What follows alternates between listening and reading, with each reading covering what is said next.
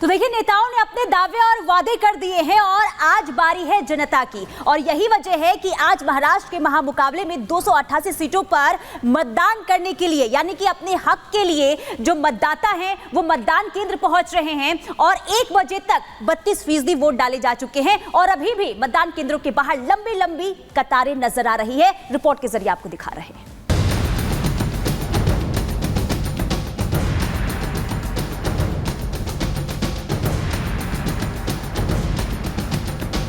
महाराष्ट्र में विधानसभा की 288 सीटों के लिए मतदान जारी है। आम जनता के साथ साथ दिग्गज भी सुबह से अपने मताधिकार का इस्तेमाल कर रहे हैं। राज्यपाल, केंद्रीय मंत्री, संघ प्रमुख सभी ने अपने लोकतंत्र के इस पर्व में हिस्सा लिया। प्रजातंत्र में मतदान नागरिकों का कर्तव्य है और नागरिक कर्तव्यों को प्रत्येक नागरिक ने करना चाहिए। नेताओं ने लोगों से अपील की कि वो घर से बाहर निकले और अपने मताधिकार का इस्तेमाल कर इस पर्व के साक्षी बने। सबने वोटिंग करना चाहिए। लोकतंत्र में वोटिंग करना ये हमारा मूलभूत अधिकार है और हमको वोट किसी भी स्थिति में करना चाहिए। यही मैं जनता से अपील करूंगा और ज़्यादा से ज़्यादा परसेंटेज में वोटिंग करें और लोकतंत्र को मजबूत करें। मैं उत्तर मुंबई की 6 की 6 सीटों पर किस प्रकार से लोग बाहर उतर रहे हैं, कैसा रिस्पांस है, देख रहा था और मुझे खुशी है कि भारी संख्या में लोग बाहर आए हैं, अपना वोट डालने के लिए उत्सुक हैं, अपना अधिकार, अपनी जिम्मेदारी का पालन कर रहे हैं। सिर्फ राजनेता ही नहीं, क्रिकेटर और अभिनेताओं ने भी मतदान में बढ़ चढ़कर हिस्सा लिया और इस चुनाव के साक्षी बने। आइए वोट कीजिए, ये हमारी एक रिस्पॉन्सिबिलिटी है। ECI का मैं आइकन हूँ, तो बहुत समय से मैं यही कह रहा हूँ, लोगों को यही दरख्वास्त कर रहा हूँ कि आइए वोट कीजिए, हमारी रिस्पॉन्सिबिलिटी है।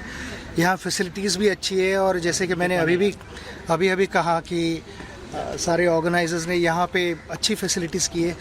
बढ़िया बात है, इंतजाम बहुत अच्छा किया हुआ है। मेरे को क्यों ढका? बहुत अच्छा इंतजाम किया हुआ है। मैं देख रहा था कि सीनियर सिटीजन के लिए बहुत अच्छा इंतजाम किया हुआ है, बहुत सफाई रखी हुई है एंड बस आज यही है कि सब लोग आए वोट करें, that is the most important. Maharashtra की कुंजी को लेकर महायुति और महाविकास आघाड़ी का अपना अपना दाव है। दोनों ही पार्टी 23 नवंबर को सरकार बनाने का दावा पेश कर रही हैं। आज से 6 बजे तक वोटिंग होगा। हमें पूरा भरोसा है हमारी लाडली बहनों के ऊपर, वो हमें वोट देंगे।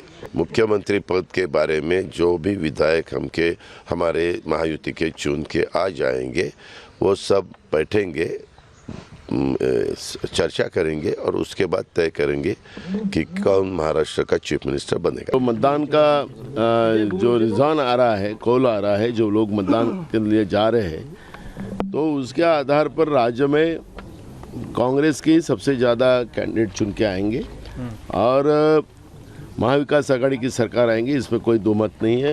ये काले पत्थर पे सफेद लकीर है। राज्य में सिंगल फेज में वोटिंग हो रही है। ऐसे में सत्ता के संग्राम में किसका दांव चलेगा, इसका नतीजा भी अगले 72 घंटे में सामने आ जाएगा।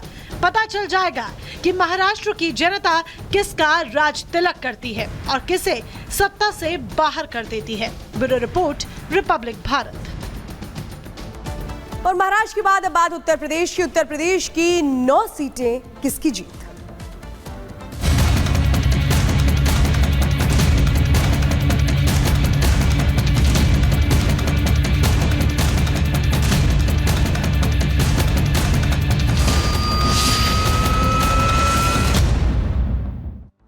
तो उत्तर प्रदेश में 9 सीटों पर उपचुनाव हो रहे हैं। वोटिंग लगातार जारी है, लेकिन इस बीच बीजेपी और समाजवादी पार्टी में आरोप प्रत्यारोप का दौर भी चल रहा है। बीजेपी ने बड़े आरोप लगाए हैं समाजवादी पार्टी पर। बीजेपी का कहना है कि समाजवादी पार्टी चुनावों को रक्त रंजित करना चाह रही है। तो जुबानी जंग बीजेपी और समाजवादी पार्टी में तेज हो चली है, क्योंकि सुबह से जो तस्वीरें हम देख रहे हैं उसमें कहीं ये कहा जा रहा है कि वोट डालने से रोका जा रहा है, तो बीजेपी कह रही है कि सीधा सीधा चुनाव प्रभावित करने की कोशिश कर रही है समाजवादी पार्टी। तो ये देखिए, इस वक्त आपको ये जानकारी उत्तर प्रदेश से हम दे रहे हैं, जहां 9 सीटों पर लगातार वोटिंग जारी है। और जो आरोप लगाए जा रहे हैं बीजेपी की ओर से, ये कहा जा रहा है कि करहल में दलित बेटी के साथ दरिंदगी की गई। लाल टोपी के कारनामे जनता जानती है।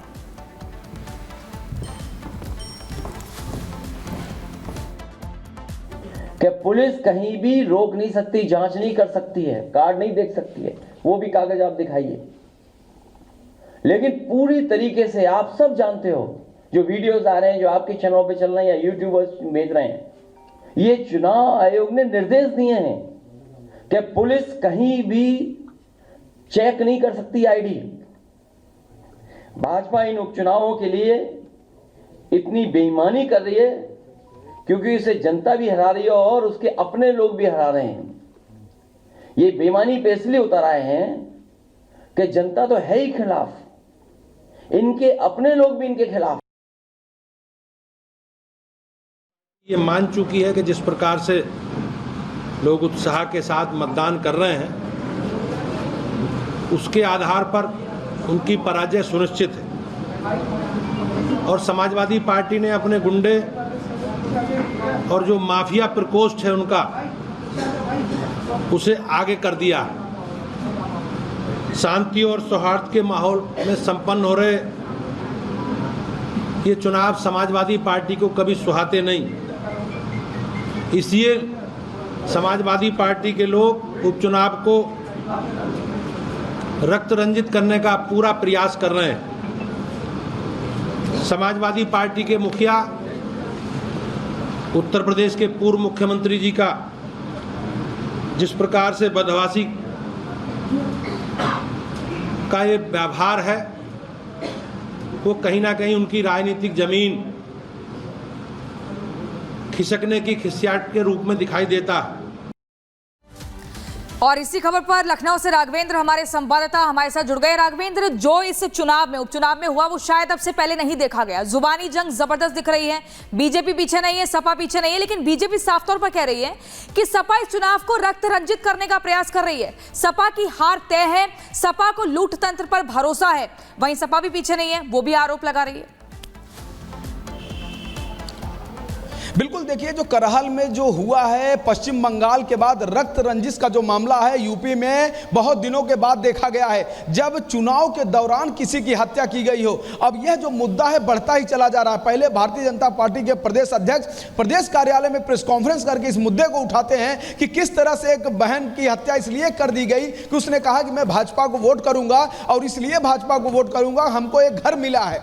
उसके बाद तुरंत उप मुख्यमंत्री ब्रजेश पाठक अपने आवास पर प्रेस कॉन्फ्रेंस करते हैं और इस मामले को जोर शोर से उठाते हैं कि किस तरह से सपा के गुंडों ने एक दलित बहन की हत्या कर दी है। और उन्होंने अपील किया है, दलितों से भी अपील किया है कि आप लोग इस मामले को समझें कि किस तरह से यहां पर ये सपा के लोग आपके समाज के साथ कर रहे हैं। ब्रजेश पाठक ने यह भी कहा कि आज जो सपा के जो यादव भी हैं वो अभी अकेले पड़ गए हैं, क्योंकि यादव नाम पे सिर्फ उनका परिवार है और बाकी यादव बगल में है। तो कहीं ना कहीं